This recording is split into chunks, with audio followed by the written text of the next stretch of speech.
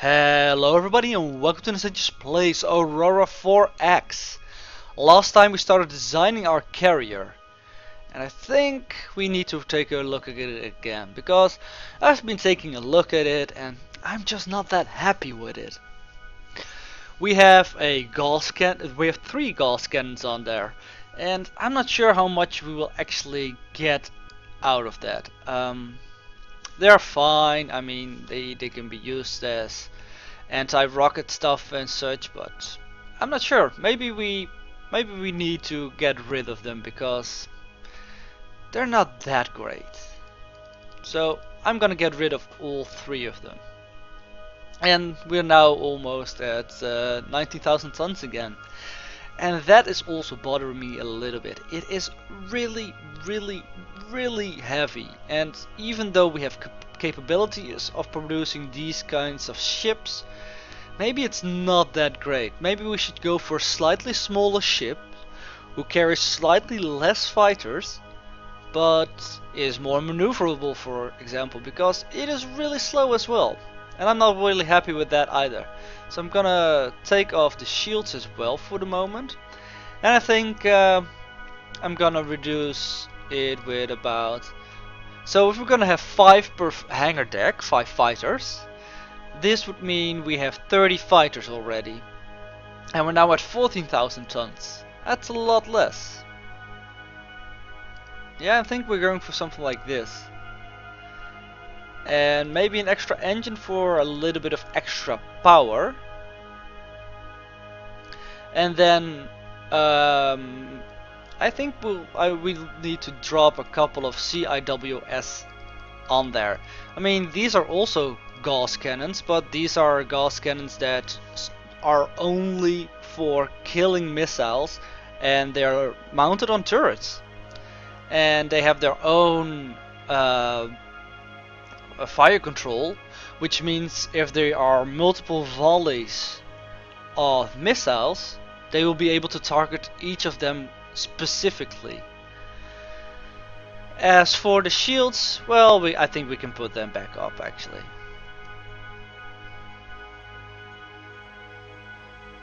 Let's see, let's add about 5 or so. And we have a smaller ship now, with a lot more engine power, a lot less range, but that's fine. There's still more than 2 years of range in the fuel bay at the moment. Oh no, that's actually for the shields. There's only 1 year of range in the fuel bay. So let's remove the large fuel storage and go with ultra large. That's a bit too much. Very large. Oh, I think we had that before. 520 days should be fine, I guess. And now we have a kind of a different ship already. It's faster. It is more capable of defending itself. It can carry only 30 fighters instead of 50. And the rest is pretty much the same. And yeah, this makes a quite a different ship. But I'm more happy with this one, I think. And well, we can go towards the 20,000 tons. I mean, put another hangar deck on there. So we'll pretty much double our speed to 2,000 kilometers per second. Yeah, I think that will be fine. I mean, the size was not the worst thing on the ship. It's pretty much the speed that it was traveling with. So now we're at 20,000 tons again. 7 shields instead of 8. The armor level stays the same, but we have a lot more CIWS on there, and therefore I think it will be able to defend itself way better. And yeah, I think we're gonna go with this instead. But the next thing that we're going to do is build a fighter. So let's go with that. It's gonna be the Oliver H. Perry, apparently. And we're gonna make a fighter. So we don't need a bridge, we don't need an engineering space, we don't need a large fuel storage, so like this. So this is the smallest ship you can actually make. It's just crew quarters of a fighter, and there's literally no armor on it. It has 0 armor points. That means even if a weapon does only 1 damage, that damage is not being protected by armor, because there's literally no layer of armor.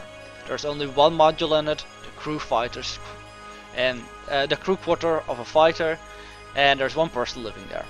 So this could be a shuttle. If you want to build a shuttle, this is a shuttle, the smallest amount of thing, and it only doesn't have any engine, so it's not a really efficient shuttle, but it's technically a shuttle, I guess. Put some engines on it, now it's a really fast shuttle, and it has 3 crew and 1 point of armor. But we're gonna put the magnetoplasma drive on there anyway, and we're gonna put on the best fire control for a fighter. So we're now already at 90 ton. It's getting quite a lot. Let's see, what do we want? Yeah, I think these gas cannons, we can't put 2 of them on. I really wish we could though. So the speed is quite high. Yeah, but we don't have any fuel storage either, so probably won't be able to fit 2. So we want a fuel storage tiny, because we don't really need that much. And let's see, what else do we want to put on there? Because we're only at 55 tons. We have space to put other things. Oh, maybe this is why we couldn't put a second gas cannon on. We need to drop the deployment time to 1. And now our crew quarters is tiny again. And our fuel storage was tiny still. And can we put on the gas cannon now? We can. 2 gas cannons, a fire control, negligible amount of armor, an engine, and some fuel storage. So this is a fighter that will die by pretty much anything. I don't think we can add another layer of armor. Nah, it's gonna be too heavy. Is there anything we can add? I don't believe we can even add an extra tiny fuel storage. Nah, it's gonna be 202 tons, and I don't want to go over 200 tons. Anything else? I don't think so. I think this is pretty much it out of modules. Yeah, we can add another crew quarters, but that's completely unnecessary. There are only 2 people on board of this fighter. 1 guy in charge of flying, the other guy in charge of fighting, shooting, killing, those kinds of things. So I think this is gonna be our main fighter. But generally, what I want with a fighter squadron that is going away from a ship with sensors, I think I want a fighter leader as well. A fighter leader who has sensors on his ship, so they are actually capable of finding things on their own with the squadron itself. So the carrier might actually go and hide if it is under too much fire and it can't handle the fire. We can drop off the fighters in the system, get the carrier out, if we can get the carrier out, of course, and then fire away with our fighters, and when the fight is over, drop the carrier back in and make sure that the fighters can have a place to land again, because they only have fuel for 16 hours. And well, 16 hours can be a really long time in combat, because combat mostly goes in 5 seconds increments, except for the closing ranges usually and stuff like that. I don't think we need the carrier to be there. So we're gonna also design a new fighter. And is there something like a fighter leader, fighter scout, transporter? No. We're gonna make him fighter leader. Oh right, we need a new hull for that. Fighter leader FTRL. Alright, and we can get rid of all this again.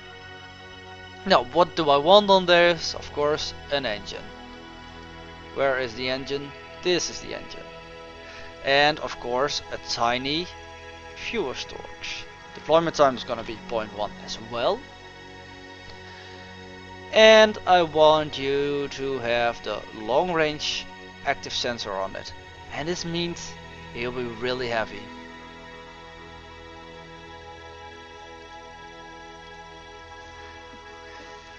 We can go with a fighter active sensor. It will be a lot less heavy.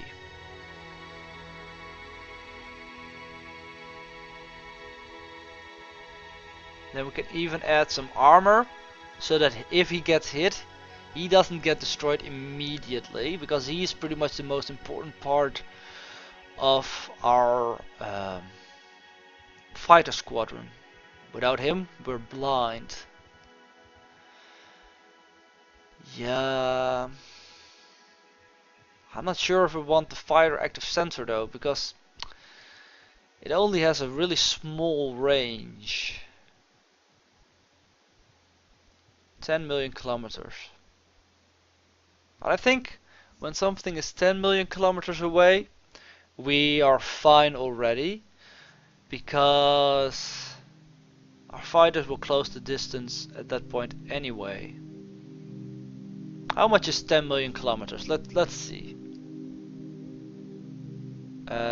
Thousands.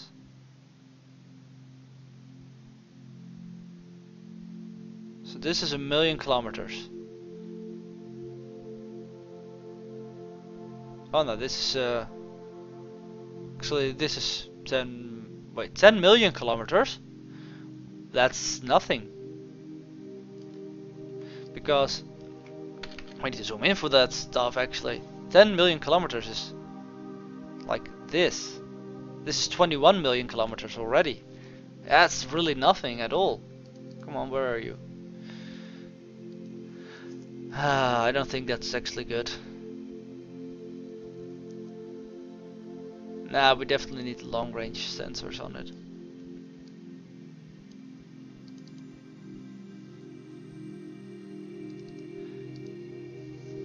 So that means this will be a super heavy tiny fighter.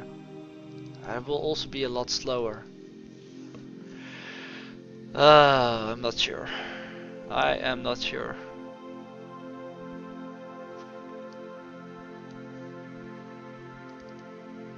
Put another engine on it, it will be less heavy, less slow, because the rest of the squadron will move at his speed, his maximum speed pretty much.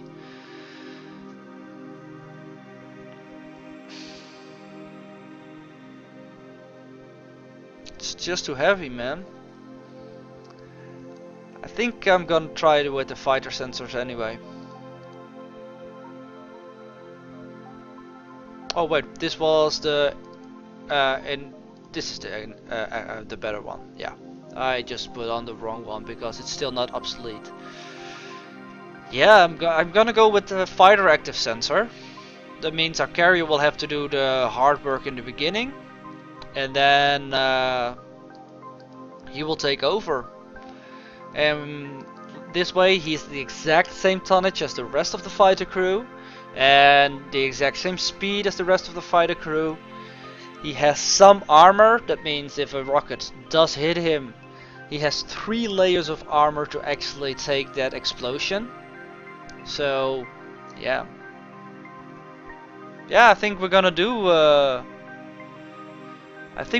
this. Yeah, I think we're gonna do this. Alright, so now we have designed our fighters and our carriers. And soon we should also start thinking about what we want our other ships to be. And I think they're going to be missile ships. But first I want to start the production of the carrier already, because I want to pre-assemble some ship components. These are pretty much all the ship components that we can build. and a lot of them can be pre-manufactured to reduce the time that it's spending here in the shipyard. When the shipyard is actually queued for, the ship is queued in the shipyard for being built, it will now say, it will now look at like, okay, how many of these modules are already being manufactured, have been manufactured by the industry, how many are there laying in storage. And for each one that is actually laying in storage already, it will put that module in the ship, so it does, because it doesn't have to build it themselves. And since our construction industry is way faster than our shipyards at the moment, I think we will be building a couple of components already. For example, we can build one, create engine, or did we have two on the carrier? Oh, I think we switched to two, right? So we want to go to the Portland, I think it was, and let's see, let's put them over here so we can have them both up at the same time, like this. Yeah, alright. So, like this, I will be able to, component summary, see what we have. So we need 2 magnetoplasma drivers, modify, and what else? A fighter active search sensor, we need one of those, and 5 CIWS, no 6 even. So we're just going to queue these things up, because these are worth nothing in build points. And what else? 1 damage control. Well, we don't have fire control anymore. 7 of those shields. No gas cannons anymore for our big ship. The long range active sensor. We need 1 of those. Actually, we need 2 because we want 1. Oh no, we didn't have 1 anymore. We need 2 of these, for 1 for a fighter. But fighters are really fast of construction anyway, so that doesn't really matter. Missiles, active search sensor 1. Okay, and that's pretty much it of things that we can prefabricate apparently. But that's fine. Everything that we prefabricate over here will help us with faster construction time for the rest. So we're gonna first finish this, and I don't want to really start the fighters before we have our carrier ready, because last time we've seen already what happens when you don't put the fighters in a bay, and we don't really have space for the fighters anymore on the PDC. We can drop the fighters from that PDC and make them and we can make them like obsolete, destroy them, and put the fighters we want on the PDC, and there's something to be said for that, but I don't really want to waste production for that. And also we're gonna show in the carrier what we're going to put in as his strike group. So we want 1 Belknap because that's our leader, our sensor guy, and then we're gonna fill it up as much as possible with fighters. The Oliver H. Perry.